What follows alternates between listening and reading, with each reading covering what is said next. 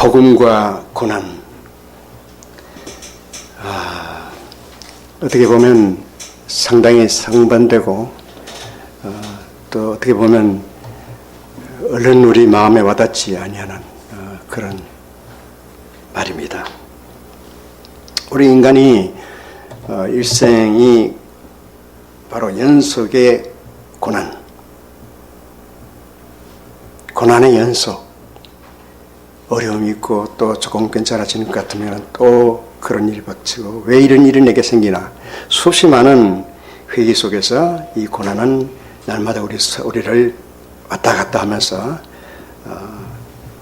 계속 우리 삶을 이끌어가고 있습니다. 누구나 다 겪는 것입니다.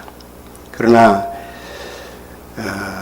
인간은 끊임없이 이 고난을 자기 나름대로 극복함으로써 새로운 환경, 새로운 문화, 새로운 정체성을 가지고 역사를 창조해 나가면서 살아가고 있습니다. 그러나 인간은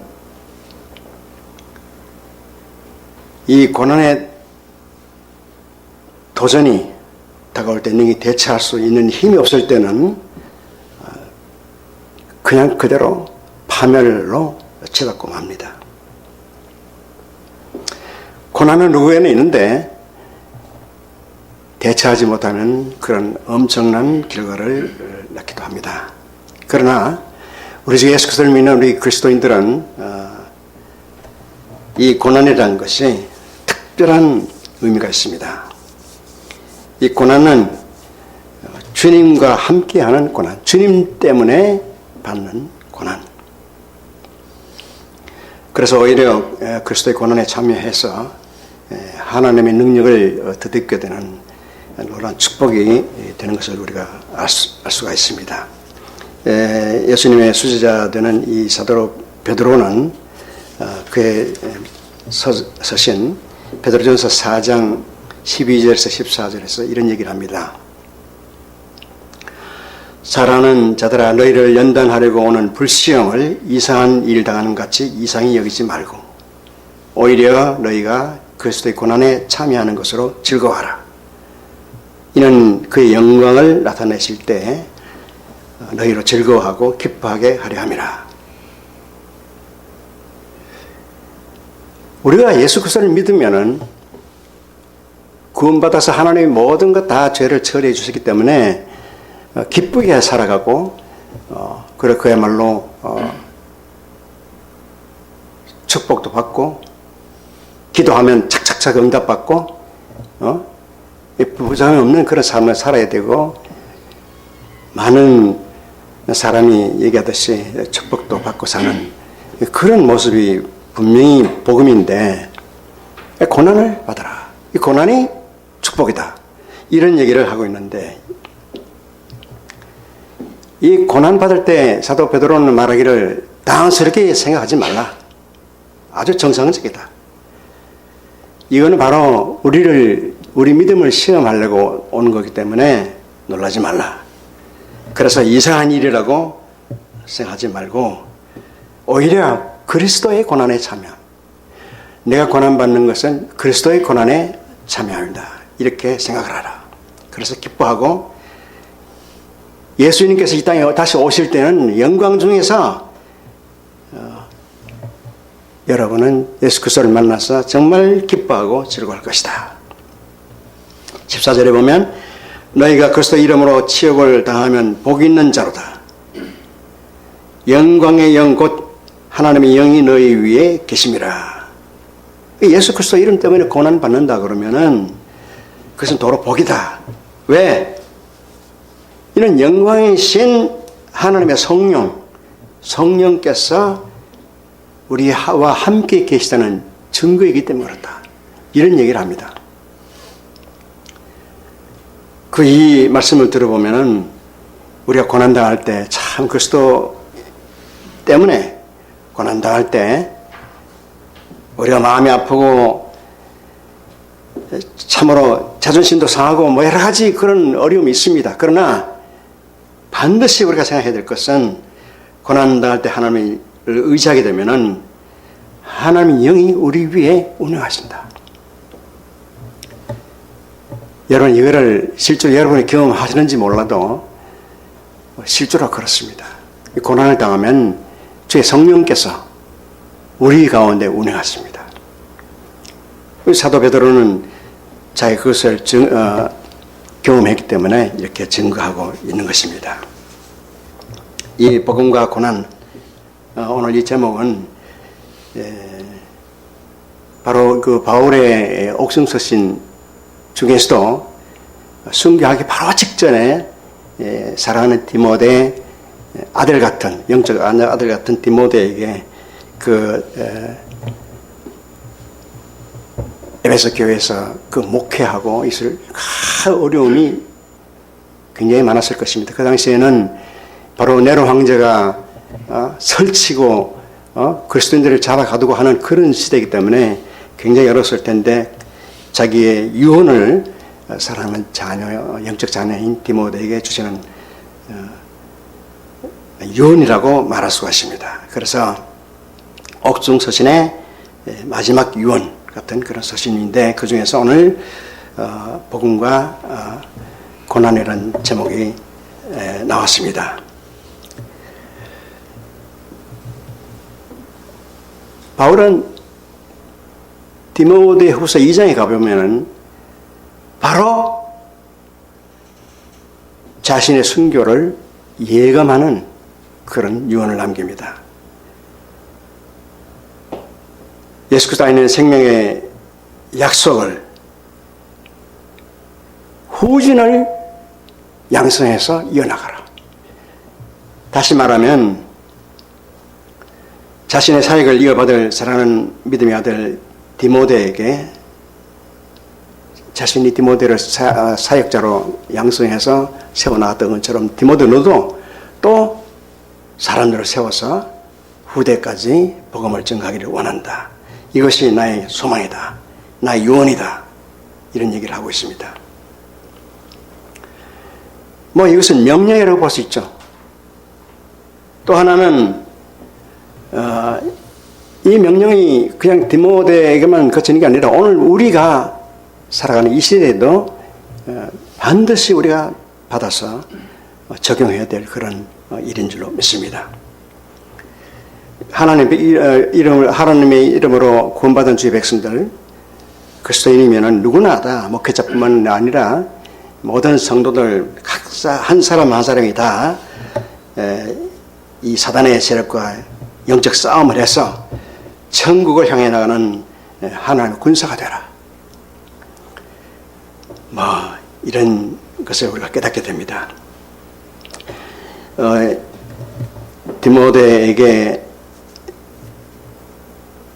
바울은 군사 혹은 경계하는 자, 농부의 비유 이런 간증을 통해서 하나님의 일꾼이 어떤 모습으로 복음을 전해야 될지를 분명하게 알려주고 있습니다. 여러분, 이 복음이란 건 뭡니까? 여러분 잘 아시죠? 근데 복음이 뭐냐? 딱 집어서 물으면은 잘 생각이 안 하는 분도 있을지 몰라요. 이 복음이란 건 너무너무 우리가 간단합니다. 예수님께서 자신의 죽음과 장사지낸 바 그리고 부활을 통해서 죄의 문제를 해결했다. 이 좋은 소식이 바로 복음이에요. 우리 죄의 문제, 인생에는 죄가 다 많죠. 우리 아담과 하와 이후에 얼마나 수많은 죄가 우리 인생에 쌓였습니까? 그러나 때가 차서 예수님이 오셔서 바로 자신의 죽음을 통해서 내가 죽을 죄 대신에 예수님이 죽으셔서 그 죄를 대신 갚아주시고 그리고 죽으셨다가 다시 우리를 살리기 위해서 부활하시고 그리고는 선포하십니다. 죄는 바로 죄를 붙들고 했던 이 세상의 임금이 내가 이 땅에서 들리면은 이 세상의 임금이 쫓겨나리라. 이 세상을 묶고 있는 사탄이 쫓겨나는 것을 주님은 바라보시면서 죄의 문제를 다 해결했다는 이런 기쁜 소식을 우리에게 전하는 것이 바로 복음입니다. 우리는 복음을 전파하기 위해서 세워진 사람들입니다. 이 복음이 복잡한 게 아니에요. 괜히 우리가 신구약을 엎어서 여러 가지 복잡한 아주 어려운 문구들이 많기 때문에 이 복음이 굉장히 헷갈리지만 복음이라는 것은 너무너무 간단합니다. 예수님이 우리 죄 때문에 내가 죽을 자리에 들어가서 죽으셨어요. 그렇게 죽으셔서 부활하셨다가 다시 우리에게 선포하시기를 죄를 다 해결했으니까는 복음을 믿어라. 영생을 얻고 내 하나님 자녀가 되겠다. 이것이 바로 이 기본 소식입니다. 이 복음을 전하는데 그런데 왜 그렇게 어려운지 여러분도 어렵고 나도 어렵고 듣는 사람도 어렵고 왜 그러냐? 바로 이 세상에 이 복음을 막는 세력이 있다는 것입니다. 아직도 이 세상 임금이 예수님이 돌아가심으로 말미암아 다 청산에 쫓겨났지만은 남아있는 쫄개들, 마귀와 귀신들 이런 것들이 우리를 주님 오신 그날까지는 이 땅을 횡행하면서 우리에게 괴롭히고 있습니다. 그래서 우리에게 고난이 오는 거예요. 예수님을 십자가에 못 박았던 그 사람들의 이 분노는 이루 말할 수가 없어요. 얼마나 예수님을 미워했는지 예수님이 그 십자가에서 참으로 인간으로서 당할 수 있는 최악의 고통을 겪으시면서 죽으신 것은 그들의 미움 때문에 그런 것입니다. 얼마나 미웠는지. 자, 근데 그렇게 미웠던 예수님이 그냥 죽어버렸어요. 그럼 그 사람들의 죄가 다 분노가 다 가라앉습니까? 아니죠.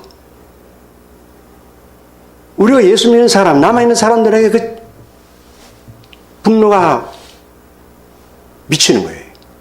이것이 바로 우리에게 다가오는 고난의 근본적인 원인이기도 한 것입니다. 그래서 우리가 지금도 아직도 세상에서 행하는 이 세상 신, 마귀, 쫄개들, 귀신들 이런 것 때문에 우리가 굉장히 괴롭힘을 받고 있는 것입니다. 그런데 하나님이 우리에게 변화할 수 있는 능력을 가지라. 여러분 골로새서 1장 11절에 보면 이런 말씀이 있습니다. 힘을 따라 모든 능력으로 능하게 하시고 모든 능력으로 능하게 되기를 기도했던 바울의 말 가운데 바로 이 변화시키는 능력 성경에 보면 디나미스라고 해서 여러분 잘 아시다시피 거기서 다이너마이트가 나오는데 이 신약 성경 사도행전 1장에 나오는 권능입니다. 그런데 반대하는 세력들이 복음을 전하는 사람들에게 다가와서 많은 어려움을 줄 때 우리가 그거를 뚫고 나갈 수 있는 힘, 하나님의 영광의 힘이 필요하다는 것입니다. 하나님의 힘이 필요하기 때문에 이것이 두나미스입니다. 이 두나미스를 너에게 주겠다. 그래서 바울은 하나님 앞에 계속해서 자기의 감옥 속에서 우리를 위해서 기도했고 골로새 교회를 위해서도 기도했던 모습을 우리가 볼 수가 있습니다. 자,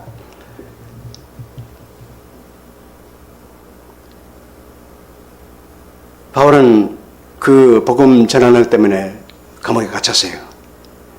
그 능력에 따라서 복음을 함께 전하라. 이렇게 바울은 디모데에게 먼저 얘기를 합니다. 전할 때 오늘도 우리 마찬가지입니다. 우리도 능력 있게 말씀을 전하고 싶은데 그 말이 잘 안 믿겨 들어가요. 왜? 우리가 세상에서 배운 게 많아요. 배운 거 많고 들은 것도 많고 내 나름대로의 자존심도 있는데 복음을 전하면 잘 말을 안 들어요. 그 속이상에서 온갖 있는 기계를 다 짜내가지고 설교를 하고 해도 너만 아느냐? 나도 안다. 너만 똑똑하냐? 나도 똑똑하다. 이런 식으로 그냥 방어를 치는 것이 세상인 것입니다. 그래서 사도 바울은 그의 서신에 보면 그 아덴에서 그는 복음을 전할 때 이 그리스인들과 함께 복음을 전하는데 그리스인과 함께 앉으니까는 그 사람들은 밥만 먹으면 앉아서 토론하는 게 하나의 일과였어요. 소위 말하면 수사학이라는 게 거기서 나온 거예요. 서로 앉아서 자기 말로 남을 설득하는 기술. 여기서 수사학이라고 그러네. 자기 지식으로 그렇게 했는데 바울도 아덴에 가보니까는 자기도 어느 시간에 배웠다고 자부하는 그런 바울이거든요. 근데 함께 섞여서 그 사람들과 함께 토론을 하는데 아무리 토론을 해도 복음은 안 들어갑니다. 그래서 바울이 거기서 얼마나 큰 고난을 받았든지 그는 고백을 합니다. 내가 그리스도 십자가의 복음 외에는 절대로 내 전하지 않기로 작정을 했다. 여기서 우리가 알아볼 수 있는 것은 바로 제가 조금 전에 말씀드린 이 복음만, 예수 그리스도의 십자가의 능력만이 복음인 것입니다. 복음. 우리가 내 말을 통해서 자꾸 섞어서 내 지혜로 말씀을 아무리 전해봐야 절대로 들어가지 않는 것이 복음입니다.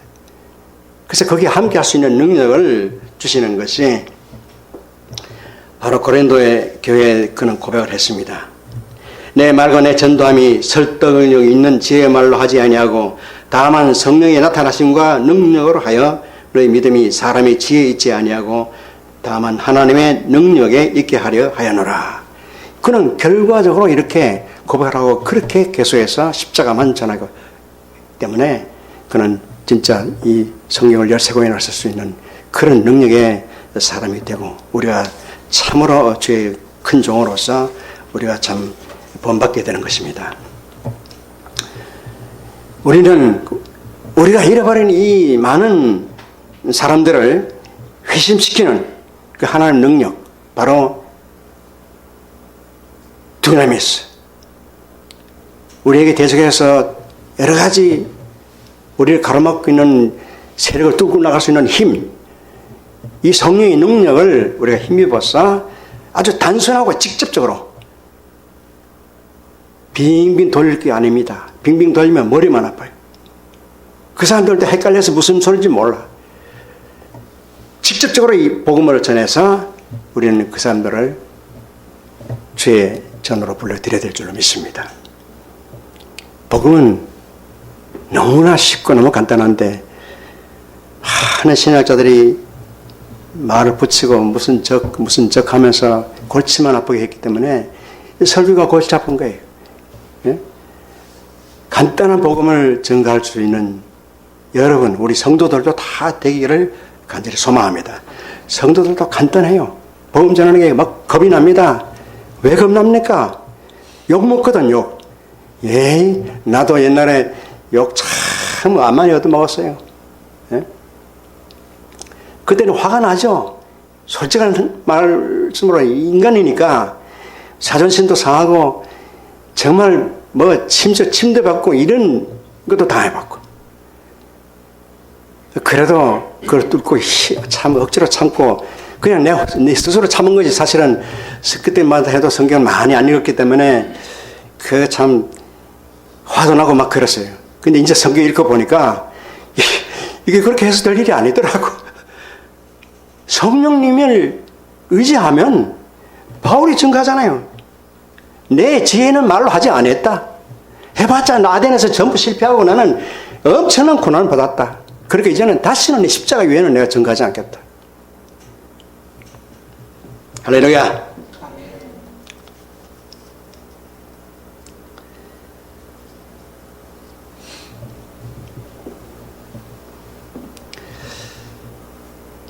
자, 우리 이제 오늘 성경에 보면 복음과 함께 고난을 받아라 이 제목으로 돌아갑니다.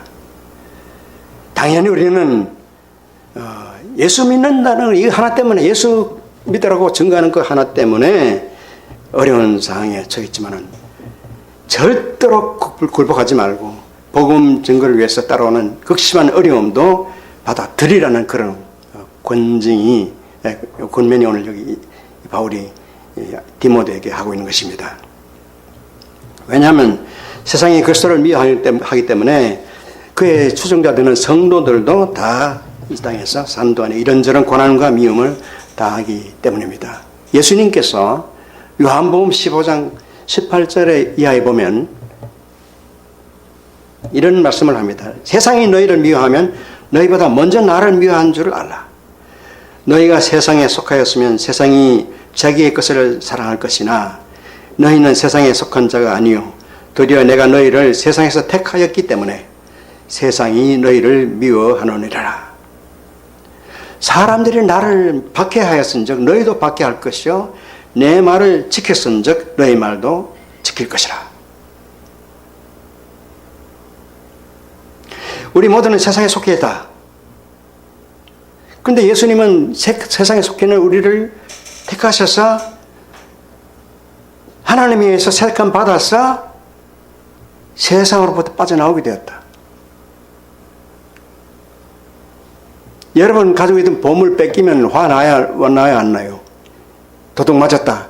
사탄 마귀는 여러분을 전부 예수 믿기 전에는 붙들어서 자기 부하로 알고 온갖 술수를 다 쓰면서 우리 인생을 참 농락하고 거짓말 투성이로 가두고 엇박하고 했는데, 그 사탄이 가르쳐준 보물인 우리 사람이 빠져나갔다. 화나죠. 그러니까 이 예수 믿는 사람, 예수님을 십자가에 박았던 그들의 분노가 이 성도들에게 오지 않을 수가 없어요. 그런데 예수님은 여기서 하시는 말씀이 요점이 뭐냐? 너희가 세상에서 나를 믿어서 구원받았으면 당연하다. 핍박받는 건 당연하다. 그런데 왜 그렇게 조금 핍박한다고 해서 그렇게 겁을 내느냐? 너무너무 당연한 것이다.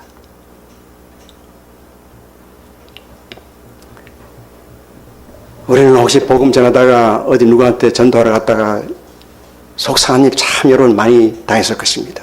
그런데 이제부터는 절대 그런 생각하지 마십시오. 옆에 친구한테 예수 믿고 우리 교회에 나가서 구원받아서 다시 한번 새로운 세상을 살아가보자. 하나님의 사랑 가운데 살아보자. 은혜 가운데 살아보자. 하나님은 세상을 창조하신 분이고 우리의 주인이시기 때문에, 생명의 주인이기 때문에 우리 인생의 모든 일들과 또 길이요 생명이다. 그렇기 때문에, 진리이기 때문에 한번 가보자. 이렇게 증거를 해도 잘 안 오는, 그리고 나를 어리 이상한 눈으로 눈을 흘기고 이럴 때는 여러분 기뻐해야 돼요. 마태복음에 있지 않습니까? 마태복음 5장 11절에 보면 나로 인해서 세상이 늘 미워하고 이상한 말로 자꾸 핍박하고 이러면은 기뻐하고 즐거워라. 하늘에서 너희 상이 크다. 하늘의 상급이 팔복 가운데 있는 상 가운데서 제일 크다는 것입니다. 그렇기 때문에 이 전도하고 말씀을, 예수님을 증거하는 이 말 가운데 하나님의 영광이 나타나기 때문에 가장 상급이 큰 것입니다. 겁내지 마십시오. 뭐 침을 뱉어도 관계없어요.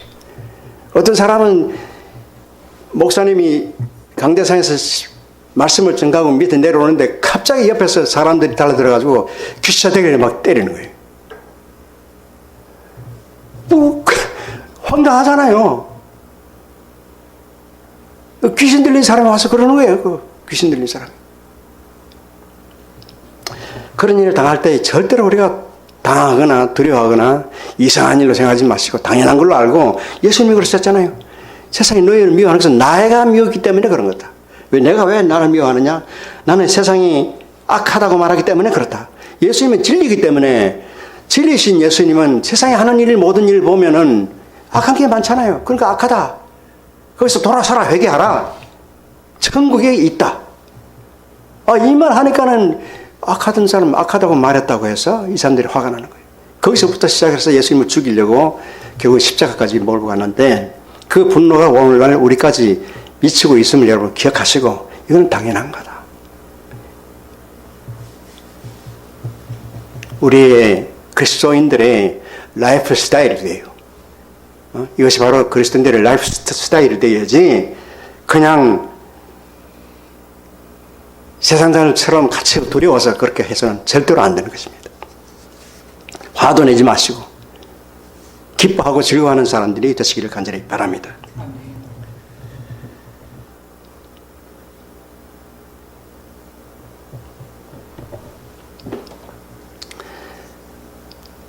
우리 예수 믿는 사람은 주로 말하는 게 뭡니까? 예수님처럼 바로 진리를 말하잖아요. 죄를 짓지 말고 죄에서 돌이켜서 예수 믿고 구원받아라. 이런 진리를 말하기 때문에 참으로 이 경건한 사람들은 그런 말을 잘합니다. 근데 디모데후서 3장 12절에 보면 무릇 그리스도 예수 안에서 경건하게 살고자 하는 자는 박해를 받으리라. 예수님하고 똑같이 맥락이 같아요. 예? 로마서 8장 17절도 같은 바울의 서술입니다. 거기에 보면 각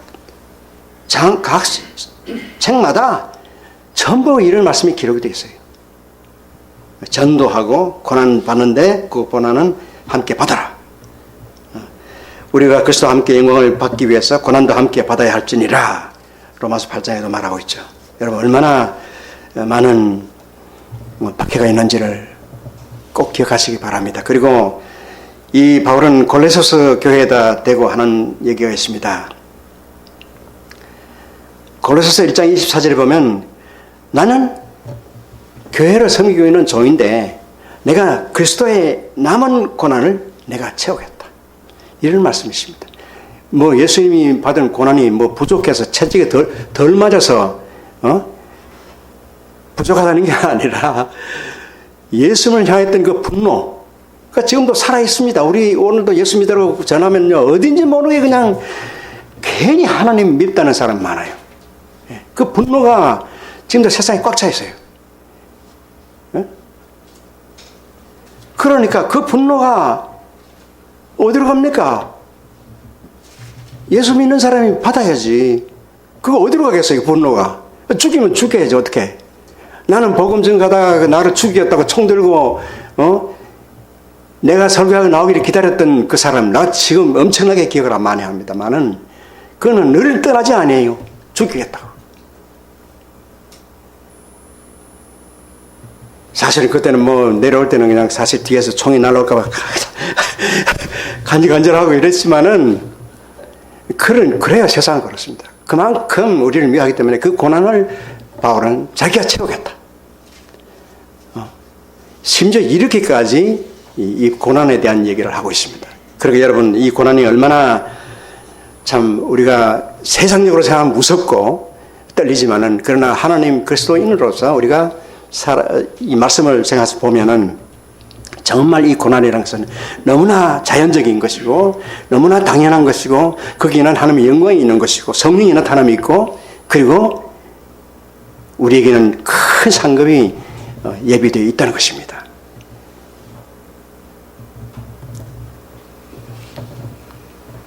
다 이겨놓은 싸움이에요. 이거는 예수님이 다 이겨놓은 싸움. 우리 캄보디아의 김명환 목사님이신가? 김명환 선교사님?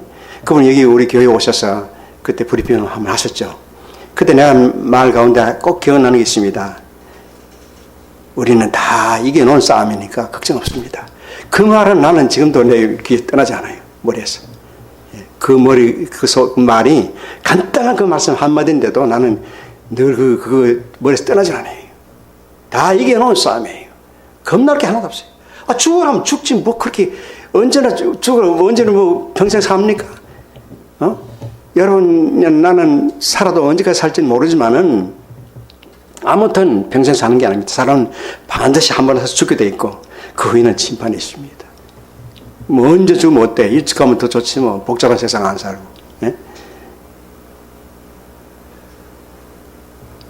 그런 담대함이 여러분 가운데 있어야 선교도 하고 전도도 하고 할 수가 있는 것입니다.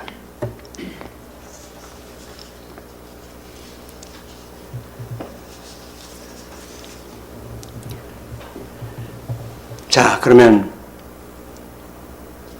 우리는 이 그리스도인으로서 마음의 자세는 좀 가다듬어야 될지 돼야 안 되겠습니까? 이 고난 다가올 때 어떻게 우리가 할지를 잘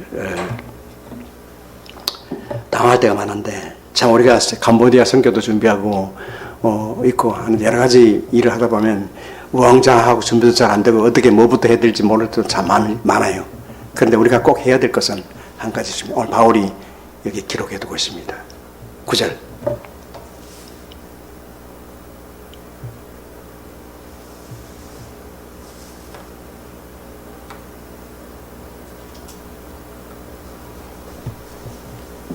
음, 13절입니다. 13절 읽습니다.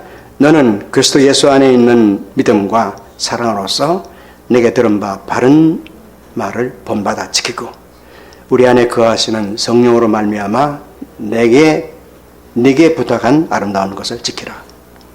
이 복음을 지키는데 두려움에서 나를 지키는데, 또 바울이 여태까지 가르쳤던 그 영적 아들인 디모데에게 했던 말이 있습니다. 뭐냐 하면 바로 그리스도 예수 안에 있는 믿음과 사랑으로서 많은 사람들이 본이 되라. 그리고 우리 성도들도 그런 세상 가운데서 본이 되라. 뭐냐면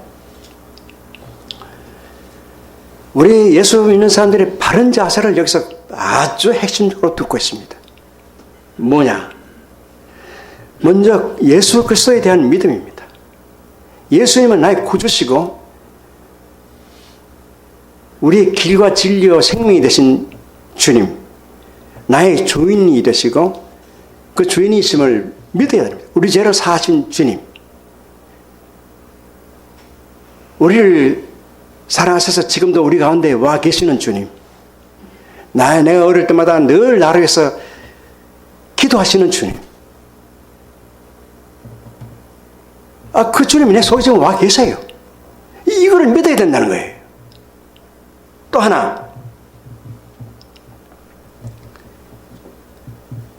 그 예수 그리스도의 구속의 사랑. 여러분이 옛날 만일에 주님이 우리 죄를 다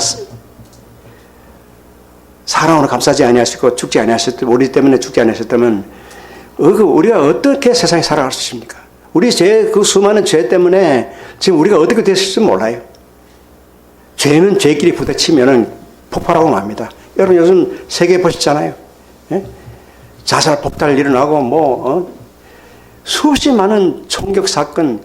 죄는 죄를 부르고 더 커지게 되고 이것이 죄의 속성인데, 여러분 그 속에서 살았던 우리가 살았다고 생각하면은 그 상상을 해보면 너무나 끔찍하지 않습니까? 이 주님의 사랑, 내 죄를 다 사하시고 나를 사랑하셔서 끝까지 나를 세상 끝날까지 지켜주시는 주님의 사랑, 이 예수 그리스도에 대한 믿음으로 철저히 무장해라.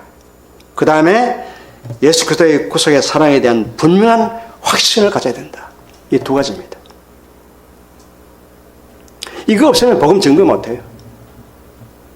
그거 없이 복음 증거를 하고 나갔다 한번 생각해 보십시다. 이거 없으면 반드시 흔들립니다. 누가 나를 욕하면은 화가 나고 같이 주먹이 나갈지도 몰라요. 옛날에 전도하다가 서로 싸우는 사람들 내가 봤거든. 우리의 가도에 있던 내 선교지 교회가 그랬어요. 서로 치고받고 싸우고. 나는 몰랐지. 나중에 원주민들이 나한테 알려줘서 알았어요. 근데 한국 사람들은 나한테 말을 안 합니다. 왜? 창피스러우니까. 교회 앞에서 길에서 서로 치고받고 싸우고 난리 났어요.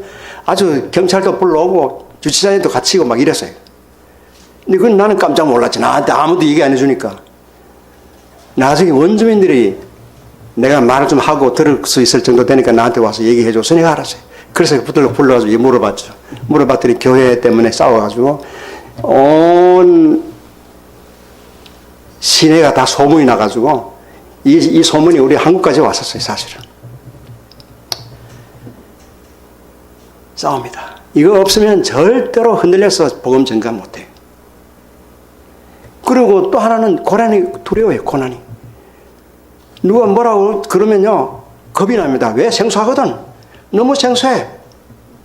왜? 아직 복음을 내가 믿지도 못하고 주님의 사랑도 깨닫지 못하니까 지금도 내 속에 있는 것은 이 세대의 사고방식, 이 세상에서 받은 생각들, 거기에 영향을 받아가지고 이 시대의 사고방식 속에 살아가기 때문에 그 복음을 증거하는데 고난이 오면은 두렵습니다. 그러니까 자기 힘, 주먹도 치고 자기 말도 아주 소리치면서 고함을 지르고. 근데 우리가 주님의 사랑과 이 믿음만 우리 속에 철저하게 확신하고 무장되어 있다고 그러면은 거기에 하나님의 영광이 나타나는데 왜 겁이 납니까? 거기에 겁이 날 이유가 없어요. 복음은 너무너무 간단합니다. 믿음과 사랑. 그러니까 바울이 제자에게 더 말 안 합니다. 믿음과 사랑 가운데서 내게 들은 모든 것을 본으로 삼아서 살아. 그걸 복음을 증가하고 그걸 고난받아라.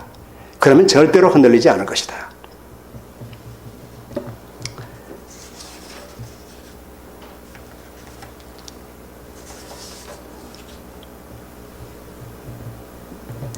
자, 오늘 이 말씀을 통해서 우리가 다시 한번 우리 자신을 한번 돌이켜보는 말씀의 적용을 잠깐 말씀드리면은, 사실 나는 지금 나이가 이제 제법 찼고 사역을 놓은 지가 오래되는데, 지금도 성경을 읽고 이렇게 기도하다 보면 참 마음에 너무너무 답답한 게 많아요.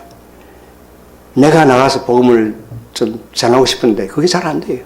몸도 말 안 듣고 환경도 말 안 듣고 말 안 듣는 게 너무 많아. 그러나 내 마음속에는 지금도 살아서 청춘이야. 예? 그런데 한편 내가 이런 얘기를 해야 좋은지 안 해야 될지도 몰라요. 나도 하지 않으면서 남한테 얘기하는 게 참 이상해요. 나는 젊었을 땐 그래도 힘써서 선교한다고 나가서 복음 전가하기 위해서 나가고 죽음도 각오하고 했지만은 그 기억은 지금 하나도 없어요. 지금 현재 내가 저 시골에서 살 때는 이 교회에 올라오려면은 한 2시간 반, 3시간 걸리거든요. 나올 때 꼭 택시를 타요. 길이 차가 없어요. 그 시간에. 주일날은 차가 안 다녀요. 그래 택시를 타는데 택시 타고 오고 가고 하면서 몇 년 살면서 그때는 그 택시 기사들하고 얘기를 해서 전도도 하고 또 얘기도 하고 그랬었는데 여기 지금 오니까 너무너무 아무것도 없어. 그 근처는 뭐 약방도 없고 병원도 없고 아무것도 없는 그런 시대에 그런 곳에 살고 있으니까 누가 얘기할 수도 없고 날씨도 또 춥고 요즘 그러니까 게으른데 이 성경을 읽으면 늘 답답한 것이 있습니다. 바로 한국교회입니다. 내가 알고 있는 한국교회, 나는 여의도 순복음교회에서 신앙생활을 했는데 거기는요 예배 끝나고 나면은 모여서 식사하고 누구 시키지 않아요. 아무도. 자기들끼리 모여서 짜가지고 전도 나와요. 전도. 영등포 역으로 신도림 역으로 혹은 병원으로 경찰서로 유치장 나갑니다. 누가 시키지 않아요. 그런 걸 너무너무 많이 봐왔기 때문에 당연히 그렇게 돼요. 그러니까 지금도 다른 교회는 성장 안 하는데 그 교회는 지금도 성장해요. 이영훈 목사님 지금 맞나? 이름도 잊어버렸네. 성장해요. 매주 몇천 명씩 들어온다고 합니다. 왜? 복음을 전하니까. 복음을 전하니까. 참 말도 많고 탈도 많은 교회입니다만은 그러나 성도들이 스스로 기복신앙이라고 하도 밖에서 얘기하니까는 그런 이제는 싹 사라지고 없어요. 옛날부터 사라지고 없어요, 사실은. 좀 설교 가운데 살아있어서 사람들이 많은 비난을 받지만은 또 사람이 많다 보니까 그럴 수도 있어요. 그러나 실제로는 예수 그리스도 십자가의 복음 외에는 증거되지 않습니다. 그래서 순수 복음이에요. 그런데 그렇게 스스로 자생적으로 전도하고 또 전도팀 만들고 이러니까 성장하는데 밖에 나와 보니까는 선교제에서는 또 선교제에서 계속해서 그렇게 기도하고 같이 나가서 또 전도도 하고 뭐 이런 일도 했지만은 한국에 와 보니까는 그게 싹 사라진 거예요. 사라져. 별로 보이질 않아요. 요즘에 대한민국에 있는 대학 선교회 보니까 옛날에는 제가 있을 때만 해도 한 20% 정도 복음 그룹이 있고 예배 그룹들이 있었는데 지금 3%가 안 된다고 합니다. 대학도.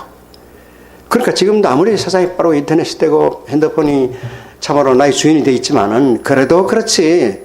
예수 믿는 사람이 대학 가운데서 3%도 안 돼가지고 그렇게 대학을 말도 하기 싫습니다. 사실은 이 교회도 마찬가지예요. 그러니까 마음이 답답한 겁니다. 예수님이 우리를 구원하기 위해서 피 흘려 죽으시고 우리를 구원하셔서 너희는 거저 받았으니 거저 주라.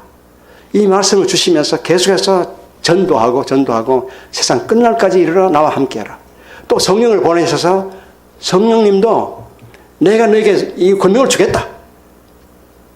성령이 임하시면 너희가 권능을 받고 예루살렘과 온 유대와 사마리아 땅끝까지 이르러 내 증인이 되라고 하시면서 계속해서 나오는 말씀이 뭐냐? 예수님께서 그 말씀을 마치시고 하늘로 올라가십니다.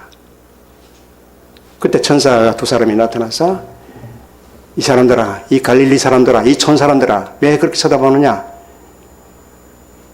너희가 지금 보시는 그 예수님은 너희가 보는 모습 그대로 다시 오신다. 그렇게 얘기를 하고 있습니다. 바로 성령을 주신 것은 세상 끝날 주님 오시는 그날까지 권능을 받아서 전파하라는 것입니다. 그런데 오늘날 우리 한국교회 사정을 보면 이 전도하는 사람은 보지 못해요. 가끔가다 내 보기는 봅니다. 자기 교회에 주보도 아니고 이런 스티커 요즘 그 물수건 같은 거 넣어가지고 주고, 어떤 사람은 그 쌀도 넣어서 주고, 어떤 사람은 뭐 뻥튀기 과자도 넣어주고, 과자도 넣어주고 이래가지고 그냥 자기 교회 이름만 붙여가지고 그냥 줍니다. 그게 무슨 전도입니까? 그런 교회는 세피를 어디 가도 널렸어요. 그냥 과자 주고 쌀 주고 휴지 주는 교회 얼마나 많습니까? 그게 전도입니까? 전도의 능력이 사라졌어요. 자, 회의를 하고 우리 교회도 이제 세운 지가 몇 년 되는데 우리 성도들 모두는 이 말씀을 오늘 받아야 돼요.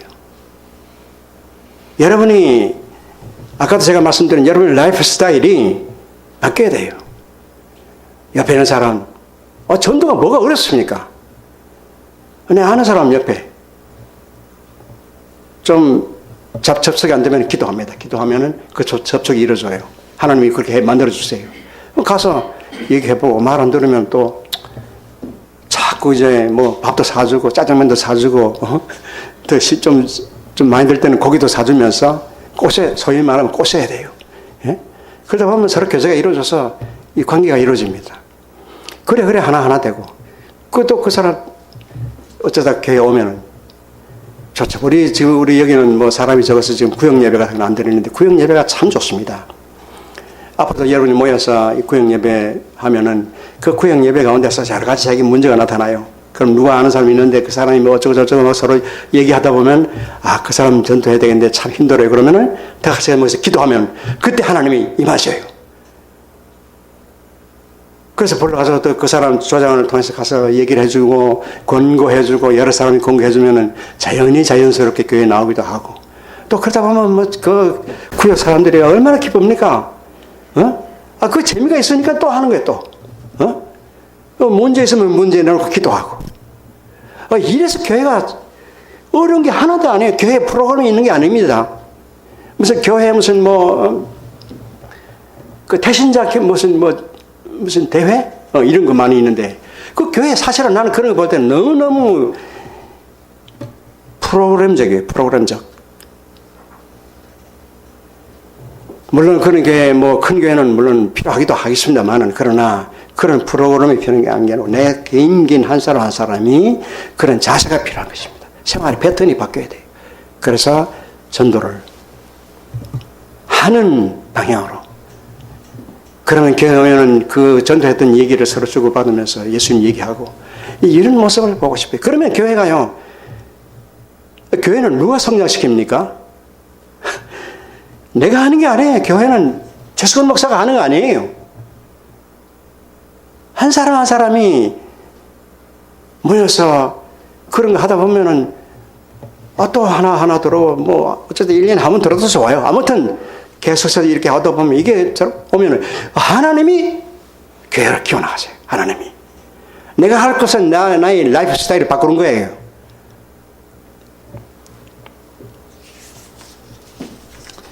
교회 사명은 잃어버린 하나님의 백성 찾는 것. 주님은 들로 산으로 울러 다니면서 내 집을 채우라. 분명히 말씀하시잖아요.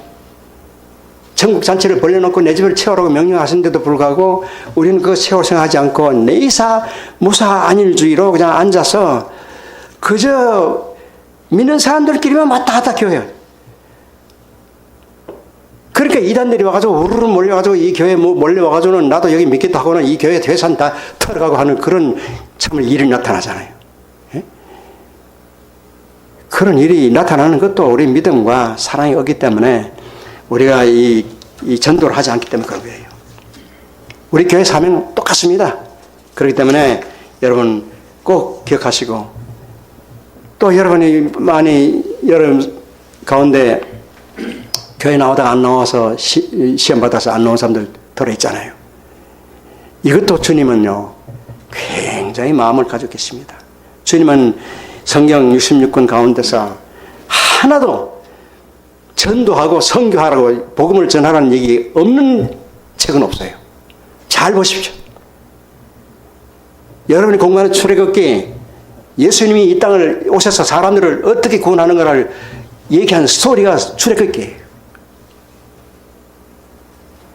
모든 성경 여기 신약 성경 전체는 다 예수님이 얘기해요. 전도해서 들어와라. 고난받아라. 그 얘기밖에 없습니다. 따지고 보면은.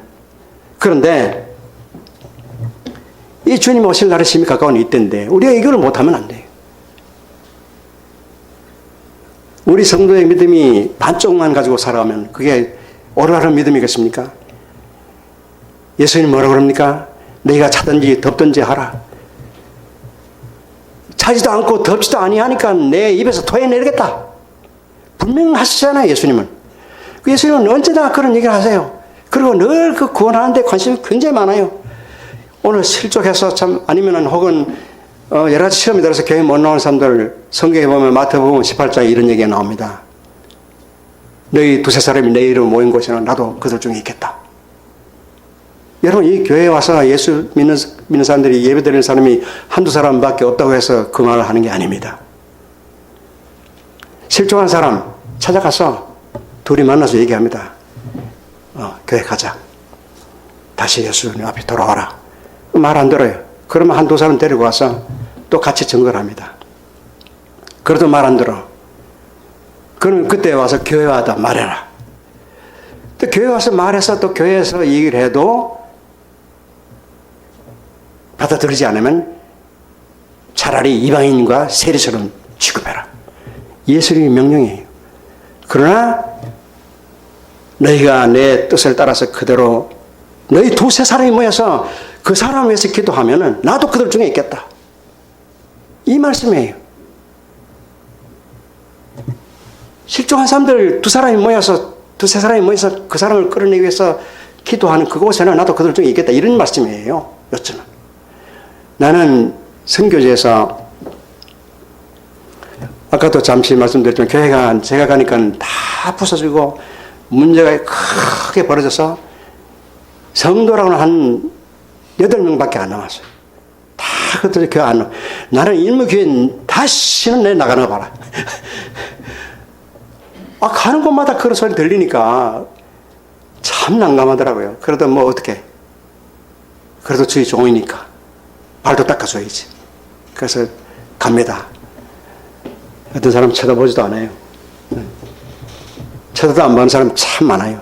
근데 가서 그래도 내 얼굴을 쳐다보는 사람은 내가 기도해주고 말씀 전하고 그것도 많이 안 걸려 한 5분 기도하고 나오면은 오는 사람도 있어요.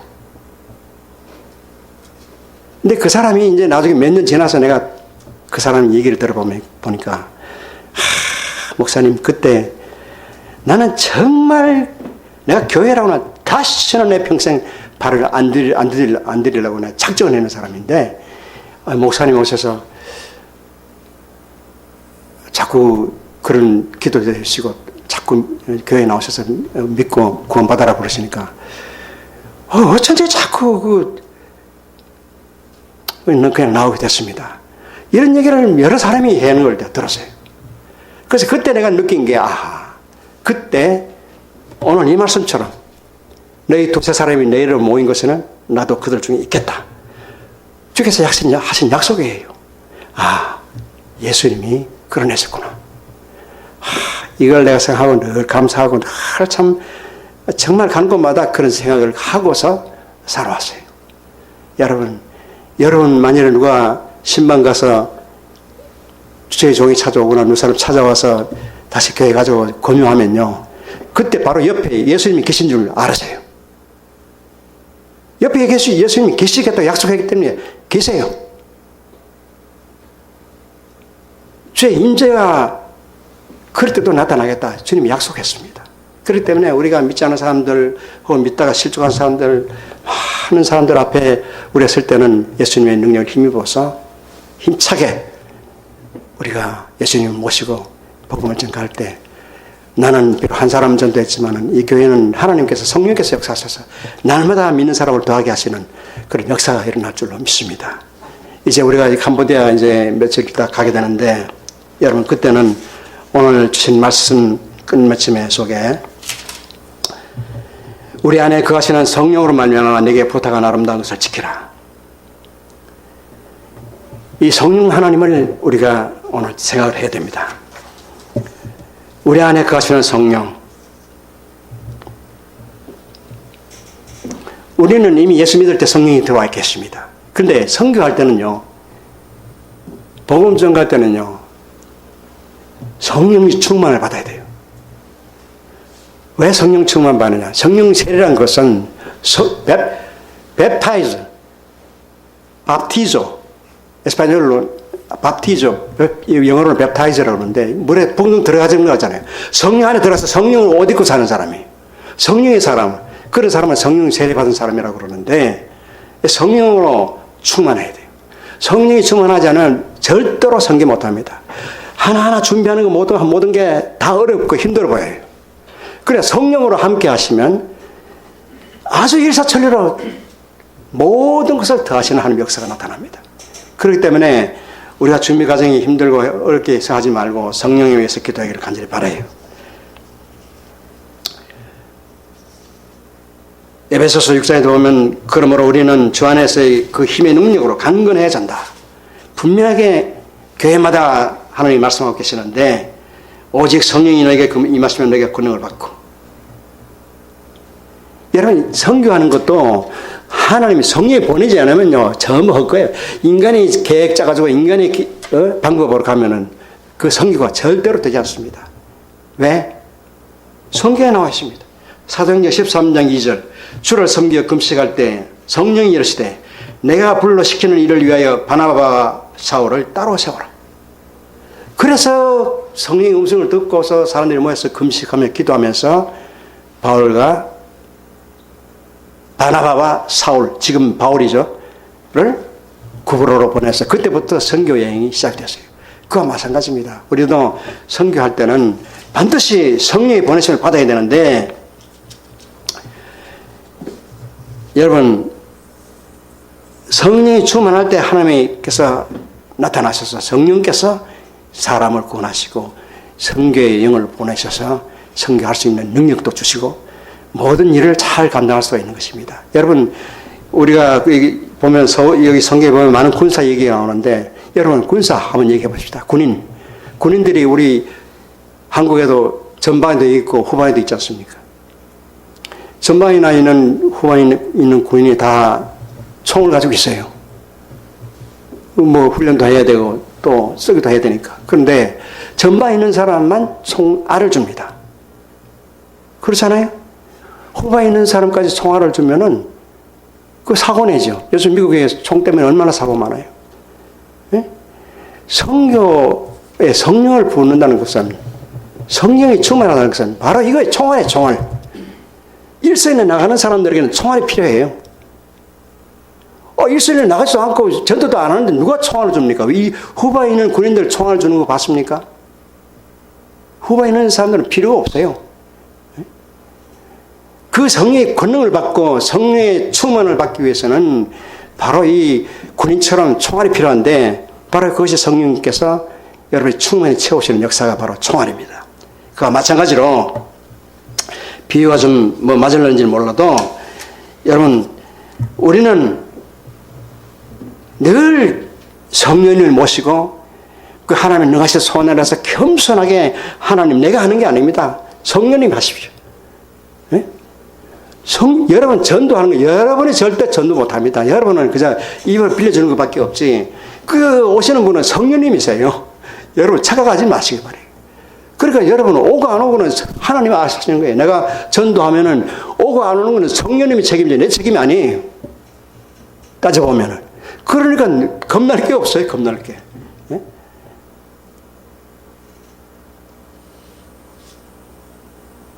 여러분 이제 나갈 때 며칠 남지 않은 동안에 여러분 다른 기도 그만두고 좀 이상하지만은 성령의 충만을 위해서 여러분 많은 기도하시기 바랍니다.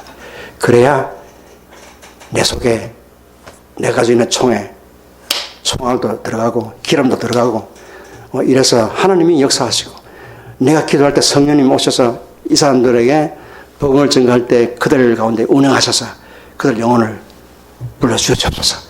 이 기도하고 여러분이 많이 기도하면요 성령이 역사하세요. 성령님은요 여러분이 절대 기도하지 않으면 안 오세요. 그 특징입니다. 이너희는 예루살렘을 떠나지 말고 내가 아버지의 부탁한 것을 올 때까지 너희는 이곳에서 있으라. 명령하시잖아요. 딴 데 갈 필요 없어요. 성령이 오시면 다 끝나는 것입니다. 성령이 오시면 권능이 내 속에 들어오게 돼요. 그걸 위해서 여러분이 원해야 돼요. 그럴 때 성령이 충만해 주시지 원하지도 않는데 성령이 충만 안 주세요. 여러분이 이 손이 가겠다고 해야 총을 주지 후방에 있으면서 총을 달라고 그러면 그거 100번 졸라봐야 총을 안 줍니다.